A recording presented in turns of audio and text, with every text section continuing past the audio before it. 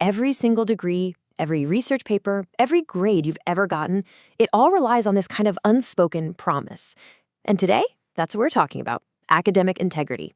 It's the invisible framework that gives real value to every single thing that happens in education. I mean, really think about it for a second. What makes that university degree more than just a piece of paper? It's not the fancy seal, right? Or the expensive parchment it's printed on. It's the shared belief, the trust, that the knowledge it represents is real, that the work behind it is authentic, and that the standards are solid. And that trust, it's all built on one single foundation: academic integrity. All right, so here's our game plan. We're going to unpack what this integrity agreement really is. Then we'll dig into why it matters so much. We'll look at who's responsible for keeping it all together, how we can move from just having rules to building a real culture around this, and finally, we'll look at the brand new challenges popping up on the horizon. Okay, so first things first, let's get a really clear definition. What are we actually talking about when we use this phrase, academic integrity? Now, I want you to look really closely at the wording here. It doesn't just say behaviors. It says behaviors and attitudes. And that right there is the key. This isn't just a laundry list of don'ts. It's a whole mindset, a deep-seated commitment to doing the right thing across the board, from a first-year essay all the way to groundbreaking research. Yeah, you can really think of it as the social contract of the academic world.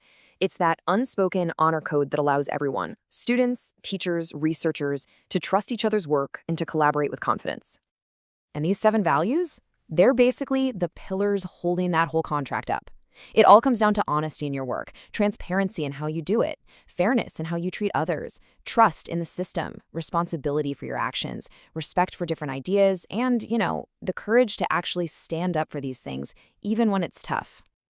Okay, so we've got the definition down, but that brings us to the most important question, right? Why should we care? Why does this matter so much?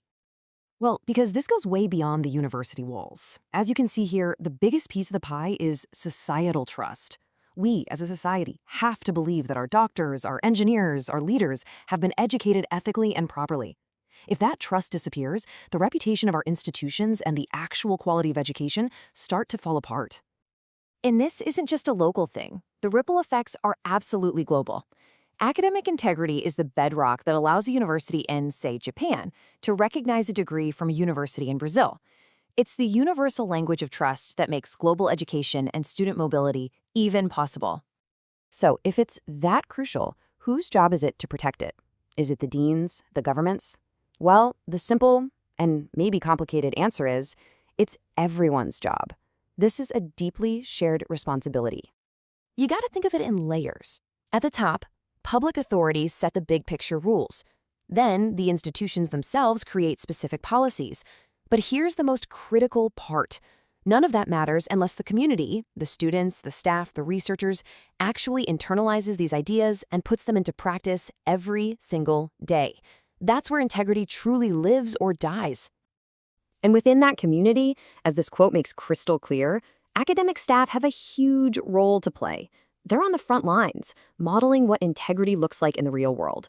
They're not just teaching chemistry or history, they're teaching the values that make all of that learning meaningful.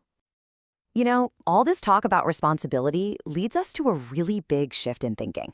Because true integrity isn't just about catching cheaters and punishing them. It's about proactively building a culture where doing the right thing is just the default. Just take a look at this comparison. The old way was all reactive, right? It was about setting traps and handing out punishments. But the new goal is proactive. It's about preventing misconduct in the first place, by building trust, and, this is so important, by creating a healthy error culture. That's an environment where mistakes are seen as chances to learn, not as failures you have to hide. And to get there, we need real systemic changes. As this table shows, it means shifting the entire focus of academia away from cutthroat competition and towards collaboration, and moving away from just valuing the sheer quantity of work to prioritizing its quality. That alone changes the whole game and reduces the pressure to cut corners.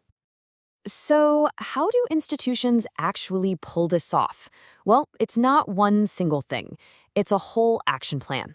It means providing practical training, developing codes of ethics with students and staff, not just for them, making sure all the procedures are fair and transparent, and most of all, empowering the whole community with the guidance and support they need to make the right choice.